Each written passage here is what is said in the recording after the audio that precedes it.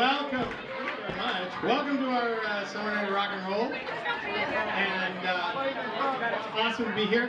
Partial proceeds are going to the Royal Canadian Theatre Company. You can see Mac is going around getting 50-50 tickets. And you know how that works. The more tickets you buy, the more money you win. So that's going to keep going. We'll draw that between the second and third act. And Ellie King and Jeff King are over there doing the toonie toss, so there's that as well. So all that's going on. If you want drinks, feel free to go up during the show and get a drink. Don't wait for just the intermission. You're not going to offend anybody. Are we going to offend anybody? They're not going to offend anybody. I'm not offended if you got up and left. That's how I feel. I don't really care. No, I'm kidding. I'm joking. I know some people I haven't seen in years, right? Some people that I haven't seen in years from out here in White Rock.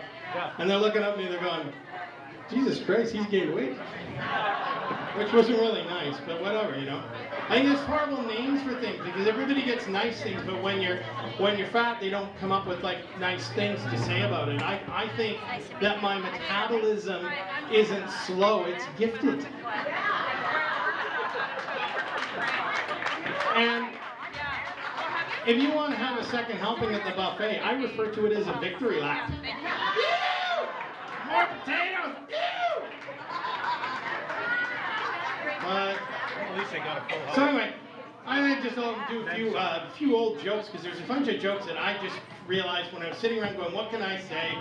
And we're doing, this old rock and roll thing. And I said, well, why don't we do some jokes that are like 50 years old? And I started looking at some of the ones that I really liked, and I was just like, yeah, you know what, I'm going to do that. And so this one always comes to mind. 3 guys are sitting in a bar, and they're having drinks, and the first guy says, I know a place across town where they'll give you every third drink free. And then the other guy says, oh, you really? I know a place the other side of town that way that you can get every second drink free. And the third guy goes, well, I know a place where you can get every drink free, and then at the end of the night, you can get laid in the parking lot. And the guy looks at him and says, who told you that? My wife.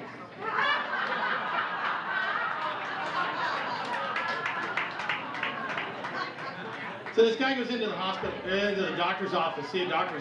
He said, I got terrible gas. I've been having these terrible gas attacks for like 3 days. On the bus on the way over here, I had like 8 gas attacks. In the waiting room, I had about 4 gas attacks. And since I've been sitting in here with you, waiting for you, I've had 3 gas attacks. So the doctor says, okay, here's what I'm going to need you to do. I need you to take off all your clothes. I need you to lie on the table, and I'll be right back. So the guy does it. The doctor leaves. He comes back in. He's carrying a 6-foot pole with a hook on the end of it.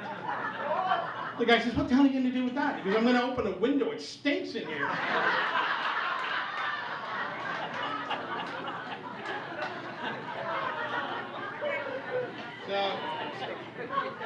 So just before I introduce first, I want to tell you one more. This is one of my all-time favorite jokes of all time. This old fella sitting around in one of those, those kind of library bars with the big leather chairs and the stuffed animal heads on the wall and everything. So he's sitting there and he's regaling these younger fellas with his stories, and he's saying, when I was a young man hunting tigers in India, I came around this bush, and this tiger leapt out at me. Ah! Well, I just shit myself. And the one guy says, well, I would too if a tiger leaped out at me. And he goes, no, just now when I went,